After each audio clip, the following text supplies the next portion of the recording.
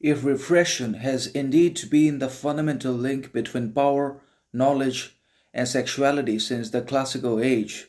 it stands to reason that we will not be able to free ourselves from it except at a considerable cost, meaning repression actually has always been a fundamental obstacle and an imperative problem and an almost insurmountable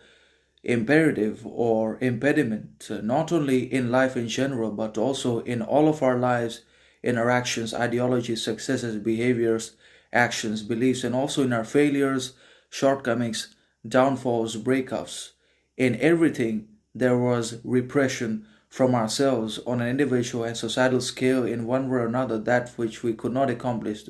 that in which we failed, in everything that we could not do, could not achieve, or that we failed, there was always our own repression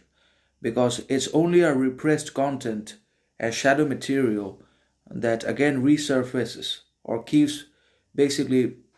reflecting over and over in the present, in the conscious behaviors, actions, interactions, attitudes, and conversations that ruins everything, that certainly pops up the ignorance, arrogance, and triggers other mechanisms of the mind that directly related to the past and the unresolved chaos and repressed desires and unhealed wounds, etc. And we react with aggression, anger, and everything falls apart instantly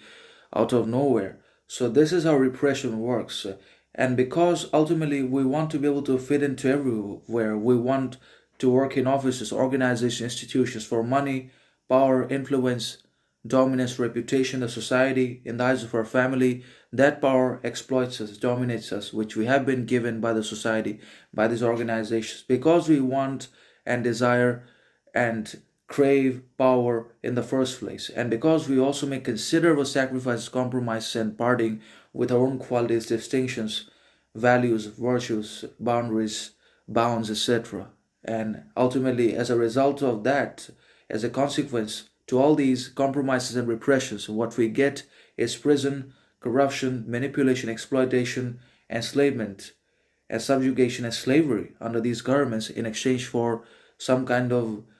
power that is not even real and paradoxic in the first place. So it's our own fascism, it's our own desire for power, knowledge that ultimately holds us hostage and creates a hostile and animosity of society. So obviously repression is dangerous. And because we created modern society, we have also repressed ourselves in one way or another to some measure or extent that we're now suffering from depression, anxiety, despair, disorientation, loss of faith, hope, meaning, existence